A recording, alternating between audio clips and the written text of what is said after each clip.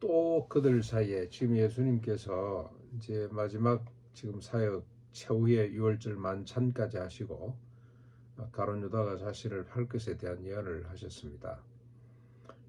그러면서 이제 그 최후의 만찬 자리에 요한복음에 보면 세족식 발 씻기는 장면이 나오잖아요. 내가 선생으로 주로 너희들의 발을 씻기는 것처럼 너희도 발을 씻기라고 말씀을 하셨어요. 새 계명을 준다, 서로 사랑하거라 하는 말씀까지도 주었습니다. 그런데 그들 사이에 누가 크냐는 다툼이 또 일어났습니다. 이 제자들은 누가 크냐를 다투는 존재들이라 이렇게 정의할 수가 있겠습니다. 예수의 고난, 죽음과 부활에 대해서는 지금 몇 차례 말씀을 하셨습니다만은 이해도 없고 관심도 없습니다. 오히려 마카비 시대 때 그 있었던 민족적 혁명, 마카비와 같은 역할을 할 것으로 그렇게 아마 기대를 한 것 같습니다. 제2의 마카비라고 그렇게 생각을 하지 않았나는 생각이 듭니다. BC 180년경에 마카비가 잃어버렸던 민족의 주권을 회복하는 독립투사 혁명가로 등장을 해서 많은 사람들에게 존경을 받고 있는데 예수를 아마 그렇게 생각을 했던 것 같습니다. 그래서 누가 크냐? 그런데 이 누가 크냐라고 하는 것은 그때뿐만이 아니고 인류사를 보면 인간의 실존적 질문이죠. 늘 이 목적, 이 질문을 던지고 이 목적을 향해 인간은 달려간 것 같습니다.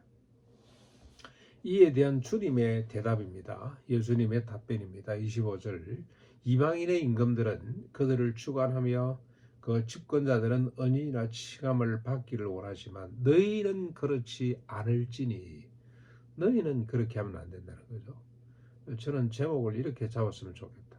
왜 매일 성경 제목이 마음에 안 들 때가 참 많습니다만 너희는 그렇지 않을지니 너희 중에 큰 자는 젊은 자와 같이 되고 작은 자죠. 작은 자.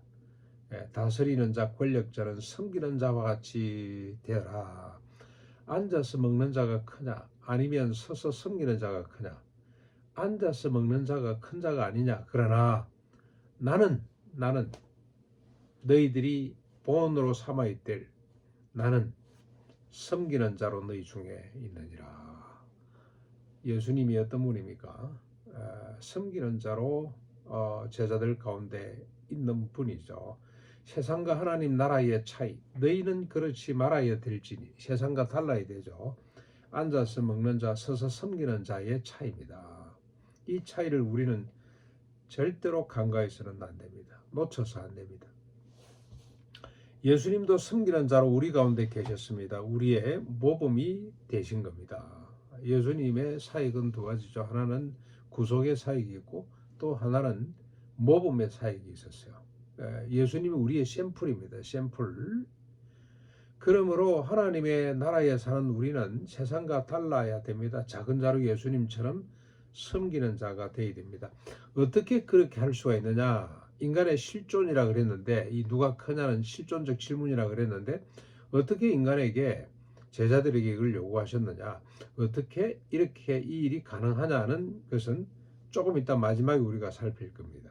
28절 너희는 나의 모든 시험 중에 항상 나와 함께한 자들인즉 내 아버지께서 나라를 내게 맡기신 것처럼 나도 너희에게 맡긴다. 너희로 내 나라에 있어 내 상에서 먹고 마시며 또는 보좌에 앉아 이스라엘 12지파를 다스리게 하려 하노라. 지금 예수님이 쭉 지금까지 제자들을 이끌고 오신 이유가 뭐냐? 하나님이 자신에게 하나님의 나라를 맡기신 것처럼 예수님도 이 제자들에게 하나님의 나라를 맡기시려고 주님의 상에서 먹고 주님의 보좌에서 12지파를 세상을 온 세상을 다스리게 하시려고 끌어오신 겁니다. 이 제자들의 위상이 이런 겁니다. 주님을 대신해서 하나님의 나라를 이제는 이끌어가야 될 사람들입니다. 그래서 우리는 하나님의 나라와 세상 나라의 차이를 분명히 알아야 되는 거죠. 세상에는 집권자가 되어서 지배하기를 원하는 그런 나라, 지배하는 나라라면 주님이 위임하신 하나님의 나라는 어떻습니까? 서서 섬기는 나라입니다. 아무튼 제자들은 하나님의 나라를 맡은 자들이기 때문에 세상과 분별할 수 있어야 되고 세상과는 다르게 살아야 됩니다. 자, 그러나 어떻습니까? 지금 현재 상황은 31절 시몬아 시몬아 보라 사탄이 너를 밀가부르듯 하려고 요구하였으나 그러나 내가 너를 위하여 믿음에서 떨어지지 않기를 기도했다. 그러므로 너는 돌이킨 후에 내 형제를 굳게 하거라.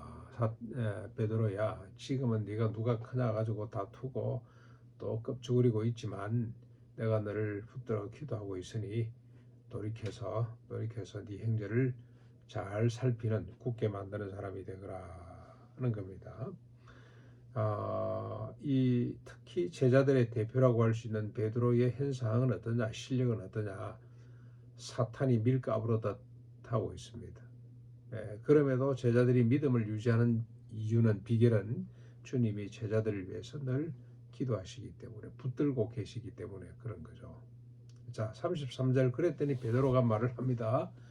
상당히 자존심이 상했을 것 같아요. 주여, 내가 주와 함께 오게도 죽는데도 가기로 각오했습니다. 날 어떻게 보셨습니까? 주님, 저는 절대 그렇게 주님 생각하는 가벼운 사람이 아닙니다 하고 자신 있게 이야기를 합니다. 그랬더니 예수께서 대답을 하시죠. 34절입니다. 베드로야, 내가 네게 말하노니 오늘 딱 울기 전에 네가 3번 나를 모른다고 부인할 것이다. 베드로는 큰 소리를 쳤습니다. 그러나 자존심을 지키기 위한 발언으로 자기도 모르는 발언이죠. 자기도 발언만 모르는 것이 아니고 자기 자신 인간의 실제를 전혀 이해하지 못합니다. 그래서 주님이 베드로에게 사탄이 밀가부르듯 한다고 말씀을 하셨습니다. 이게 베드로의 모습이고 인간의 모습입니다. 인간은 어떻습니까? 자기에게 유리하면 주를 위해 죽겠다고 말을 하고 그러다가 자기에게 조금 불리해지면 하룻밤 사이에 3번이나 모른다고 부인하는 존재가 인간입니다. 왜 그런가? 우리 좀 전에 본 것처럼 사탄이 밀가부르듯 하기 때문에 사탄의 속박 아래, 사탄의 권세 아래, 그의 영향력 아래 있기 때문에 그렇습니다. 언제부터 그렇습니까? 아담 때부터. 하나님을 등지는 순간부터 인간은 이럴 수밖에 없다는 겁니다. 그런데 베드로는 그걸 모르고 자신을 마치 주님의 수준으로 올려놨죠. 내가 누군데? 내가 주님을 위해서 죽는 자리까지 갈 수가 있다. 주님을 위해서 나는 모든 걸 다 버릴 수가 있다고 큰 소리 친 것은 자신의 실제를 모르고 자신의 어떤 이 가치, 자신의 능력과 실력을 예수님만큼 높여놓은 거죠. 내가 당신을 위해서 일하고 있는데 무슨 소리냐, 그렇게 교만을 들고 있습니다. 여러분, 이 빌라도 그리고 또 헤롯, 요한의 목을 벤 헤롯만 이 부패하고 타락한 인간이 아니고 이렇게 껍죽거리고 있는 밀가부르듯 하고 있는 베드로도 이 타락하고 부패한 인간이죠. 그런데 그가 제자가 된 것은 전적인 하나님의 은혜, 주님께서 붙들고 계시기 때문에 믿음에서 떨어지지 않도록 십자가 부활을 끝까지 믿고 거듭날 수 있도록 주님이 붙드시기 때문에 이런 일이 가능하다는 겁니다. 자, 35절에 이런 베드로 제자들에게 인간을 위해 주님이 계속해서 말씀을 하시는데 내가 너희를 전대와 배낭과 신발이 없이 보냈을 때 뭐 부족한 것이 있더냐? 그러나 제자들이 이럽니다. 없었나이다. 그러자 제자들이 말하는 거죠. 없었습니다. 예수께서 다시 말씀합니다. 이제는 전대에 있는 자는 가질 것이요 배낭도 그리하고 금 없는 자는 겉옷을 팔아서 사라. 내가 너에게 말하노니 기록된 바처럼 이사야 53장 11절이죠. 나는 불법자의 동료로 여김을 받았다 하는 말이 내게 이루어져야 하리니 내게 관한 일이 이루어져 가미니라. 무슨 말입니까? 예수님이 십자가에 달릴 때 옆에 2 강도가 달렸죠. 포악한 강도들이 달려서 같이 죽는데 예수님을 그들과 동급으로 세상 사람들이 취급을 한 겁니다. 그렇죠? 세상의 권력자들이 예수님을 범죄자 중 한 사람으로 해서 그냥 십자가에 못 박아버리죠.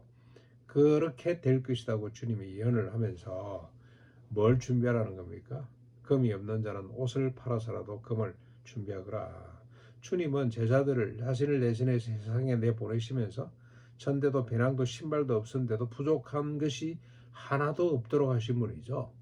사역을 감당하도록 하신 분입니다. 인간이 상상할 수 없는 일을 가능케 하시는 분이라 그런 뜻이죠.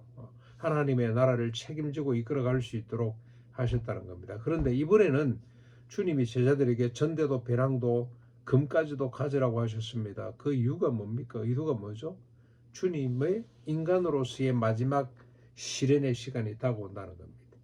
이제는 좀 전에 말씀드린 것처럼 강도처럼 취급을 받고 고난받고 이 죽음의 시간이 임박해져 온다는 뜻입니다. 폭력에 의해서 죽을 것에 대한 상징적인 말이죠. 그러니 너희들도 금을 준비하는 것이 옳다고 말씀을 하는 겁니다. 상징적인 이야기입니다. 실제로 그런데 어찌하오리까 주여 보소서 여기 금이 2개 있습니다. 두 자루가 있습니다. 그랬더니 주님이 뭐라 그럽니까? 족하다 됐다 이놈들아 이 말이죠. 제자들은 평소와는 달리 말씀하신 이유 즉 주님이 마지막 고난을 이해하지 못했습니다. 단지 금 둘이 있다는 말씀을 듣고 족하다는 의미는 뭘까요? 육신은 끝나지만 그 일이 새로운 존재, 새로운 세상, 새로운 인간을 펼친다는 뜻이 되는 겁니다. 그러므로 새로운 존재, 새로운 생명, 새로운 세상이란 건 뭐죠? 또 자기를 위해서 주님을 자기를 위해서입니다. 주님을 위해 죽고 살겠다고 하던 존재가 주님을 위해서 자신을 죽이고 살리는 존재로 거듭나는 이런 십자가 부활의 능력으로 새롭게 되는 존재가 될 것인데 금이 2자루 있다. 그것 가지고 뭘 합니까? 그것 가지고 뭐 싸움이나 하겠습니까? 지금 무장된 군인들을 맞닥뜨려야 되는데 전혀 어부 출신이고 아무것도 훈련되지 않은 사람들이 금 2자루밖에 없는데 됐다고 하신 이유는 뭐냐면 그래 이 고난 폭력으로 해서 내가 죽음 당하겠지만 그 죽음이 끝이 아니라 이제 새로운 인간 새로운 세상이 펼쳐지게 될 것이다는 주님의 역설적인 선언이라고 할 수가 있습니다. 금으로 막는 세상이 아니라 이제는 금이 필요 없는 세상이 될 것인데 거기에 대한 소망을 너희들이 갖고 흔들리지 말거라 하고 주님이 당부를 하고 있습니다. 새로운 인간, 새로운 세상이라는 것은 조금 전에 우리가 말한 것처럼 자기를 위해서 주님을 위해 죽겠다고 했다가 수 틀리면 하룻밤에 3번이나 모른다고 부인하던 인간이 주님을 위해서 자신을 하루에도 골백번 더 부인할 수 있는 인간으로 새롭게 되는 이 은혜가 펼쳐질 것에 대한 금으로도 막을 수 없는 이 하나님의 나라가 펼쳐질 것에 대한 예언의 말씀을 주님이 제자들에게 들려주고 있습니다만은 알아들었습니까? 안타깝게도 못 알아듣습니다. 그럼에도 불구하고 주님이 포기하지 않는 이유는 뭐냐? 잠시 후에 베드로 자신이 선택한 제자들 가룟 유다를 제외하고 나머지 사람들은 다 주님이 위임하신 하나님의 나라를 책임지고 이끌어갈 사람들이 될 것을 아셨기 때문에 주님이 이 제자들을 거두고 있는 거죠. 우리에게 하나님의 나라가 위임됐습니다. 아무것도 필요 없습니다. 그냥 이 사명을 위해서 나아가기만 하면 모든 것이 다 구비될 겁니다. 그리고 우리를 통해서 하나님의 나라가 이 가나안 안에 그리고 신림동산 안에 이 땅의 역사 가운데 펼쳐질 것을 기대하고 힘차게 나아갈 수 있기를 바랍니다.